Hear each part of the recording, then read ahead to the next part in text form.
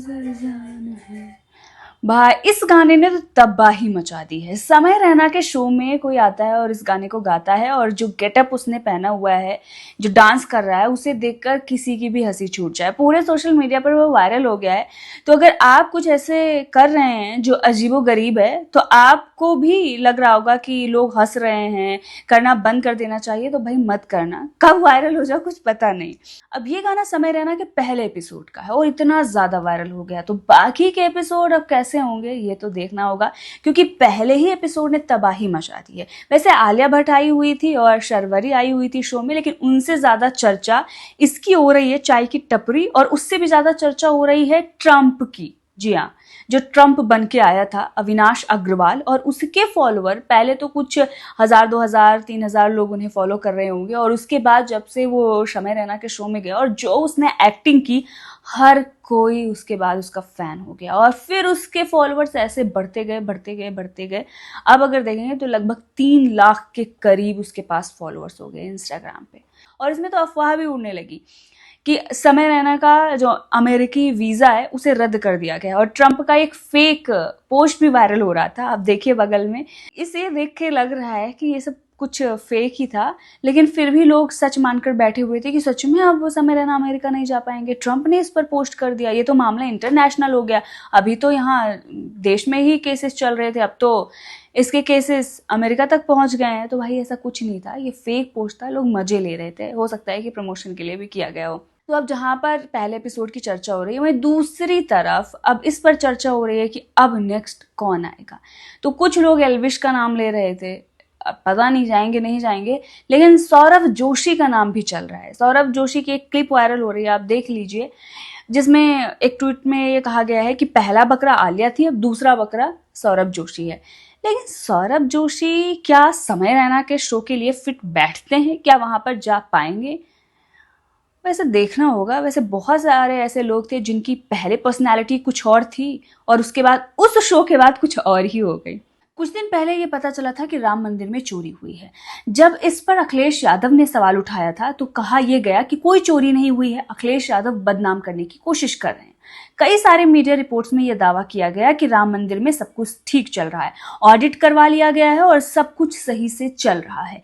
लेकिन उसके बाद जब आवाज अंदर से ही उठने लगी तो फिर जांच की बात आई, एसआईटी का गठन किया गया। पता यह चला कि 7 करोड़ से ज्यादा की चोरी हुई है। इसके साथ साथ और भी कई अब खुलासे हो रहे हैं, और इसी बीच सिंधी समाज ने एक बड़ा खुलासा किया है कि उन्होंने 200 किलोग्राम चांदी दान की थी चंपत राय को, लेकिन वो चंपत हो गई। वो पूछ रहे हैं कहां है, लेकिन कोई जवाब नहीं मिल रहा है। उन्होंने तो यहां तक बताया कि उन्हें रसीद भी नहीं मिली थी। मतलब ये घोटाला सिर्फ 7 करोड़ का नहीं है, ये अरबों खरबों का घोटाला है। जो दान जा रहा था वो कहीं और जा रहा था। लेकिन इस पर बृजभूषण का एक बयान बहुत ज्यादा वायरल हुआ था। उन्होंने कहा था कि मैं तो इस मामले में कुछ नहीं कहूंगा, ये बहुत बड़े लोग हैं और अगर मैं कहूंगा तो मैं फंस जाऊंगा। ये बड़े साहब हैं कौन? चंदा चोरी के बड़े साहब, राम मंदिर चोरी के बड़े साहब कौन है? कहीं ये इशारा बीजेपी और आरएसएस में बैठे हुए जो टॉप लीडरशिप है उस पर तो नहीं है। बृजभूषण ने नाम तो नहीं लिया, लेकिन आप बता सकते हैं कि आखिर ये बड़े साहब कौन हो सकते हैं चंदा चोरी और राम मंदिर में हुई चोरी के? मध्य प्रदेश के मुख्यमंत्री मोहन यादव के समर्थन में अखिलेश यादव उतर गए हैं। अब आप ये कहेंगे कि बीजेपी के मुख्यमंत्री हैं, बीजेपी के इतने दिग्गज नेता हैं, उनके समर्थन में अखिलेश क्यों उतर गए? अखिलेश तो बीजेपी के विरोध में रहते हैं। तो चलिए आपको बताते हैं कि मामला क्या है। दरअसल सोशल मीडिया पर ही दावा किया जा रहा है कि मोहन यादव ने जब से आरक्षण का दायरा बढ़ाने का फैसला लिया है, उसके बाद से ही बीजेपी के कुछ नेताओं की आंखों में वो खटकने लगे हैं। अब उन्हें बदलने की कोशिश की जा रही है। इसीलिए उन पर आरोप लगाया जा रहा है कि करीब 160 एकड़ जमीन उनने हथियाई हुई है, वो करप्ट हैं, इसलिए उनको अब हटाना चाहिए। अब इसी पर अखिलेश यादव का बयान आया। उन्होंने मोहन यादव का समर्थन किया। उन्होंने कहा कि मोहन यादव को बदनाम करने के लिए बीजेपी ने यह साजिश की है, और अगर मोहन यादव पर ये आरोप हैं तो उत्तर प्रदेश के मुख्यमंत्री ने तो 300 से 600 एकड़ जमीन ली है। ये कोई नई बात नहीं है, उन्होंने जमीन ली है। वो पहले रियल एस्टेट का काम करते थे।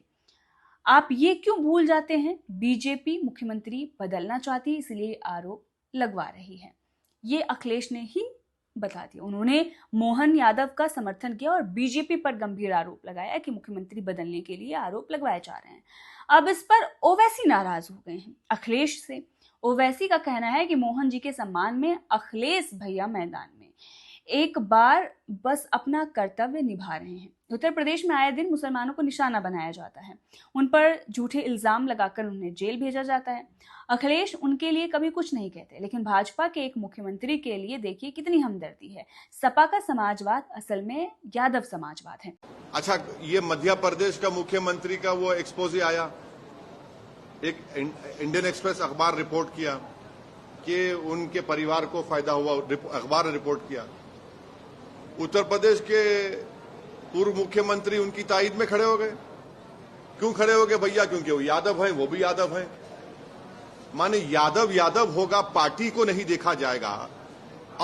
अब इतना ही नहीं, बहुत सारे ऐसे पत्रकार हैं जिनको अपने जाति पर गर्व है और भी बहुत सारी चीजें करते रहते हैं न्यूज रूम में और न्यूज रूम के बाहर भी। वो लोग भी मैदान में उतर गए हैं। वो लोग ये आरोप लगा रहे हैं कि अखिलेश यादव अपनी जाति देखकर समर्थन कर रहे हैं। विचारधारा से कोई लेना देना नहीं है, सबसे बड़ी जाति है। अब जहां पूरे सोशल मीडिया पर चेतन केतन और सिया की चर्चा हो रही है, वहीं पर खबरें और भी हैं। वो खबरें गरीबों की हैं। उसमें किसी लड़की ने कुछ ऐसा नहीं किया है जिसकी वजह से महिलाओं के खिलाफ जो नफरत है उसे दिखाई जा सके, तो उसकी चर्चा नहीं हो रही है, लेकिन यहाँ पर चर्चा कर लेते हैं। उत्तर प्रदेश में कोचिंग में आग लगी और उसके बाद 15 लोगों की जान चली गई, लेकिन मीडिया उस तरह से उसे कवर नहीं कर रहा है जिस तरह से सिया केतन और चेतन की चर्चा चल रही है। मतलब एक अमीर 600 करोड़ का अगर मालिक है, उसकी जान गई है तो वो बहुत बड़ी खबर है, लेकिन वहीं पर 15 छात्र जो गरीब छात्र हैं उनकी जान चली गई तो वो तो चलते रहता है। ऐसे कीड़े मकोड़े तो मरते रहते हैं, उनकी चर्चा नहीं होनी चाहिए।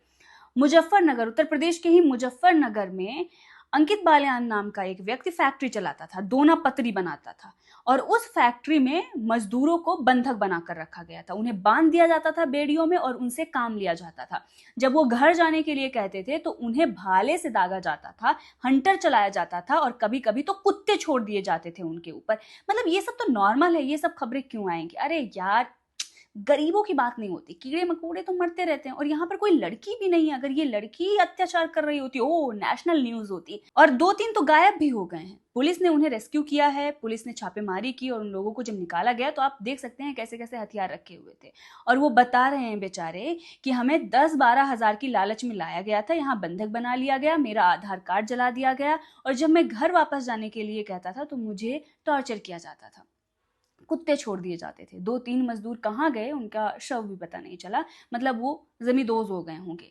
अब उत्तर प्रदेश में योगी आदित्यनाथ सरकार है, वैसे तो उनका बुलडोजर तुरंत निकल जाता है, लेकिन इस फैक्ट्री पर कब बुलडोजर चलेगा ये देखना होगा। ये एक बड़ा सवाल अभी भी है। वो लोग ये बता रहे हैं जो मजदूर निकल कर आए हैं कि उनकी हालत ऐसी हो गई थी कि उन्हें उम्मीद भी नहीं थी कि वो यहाँ से बाहर निकल पाएंगे और जिंदा बच पाएंगे, क्योंकि उन्हें खाना भी नहीं दिया जाता था। जब वो खाना मांगते थे चोकर की सूखी रोटी दिया जाता था, वो भी मिर्ची के साथ। लेकिन ये तो न्यूज है ही नहीं। गरीबों की जिंदगियां नहीं। अगर इनके पास 600 करोड़ होते और कोई महिला इनको टॉर्चर कर रही होती तो वो होती नेशनल न्यूज, टीआरपी के अकॉर्डिंग न्यूज।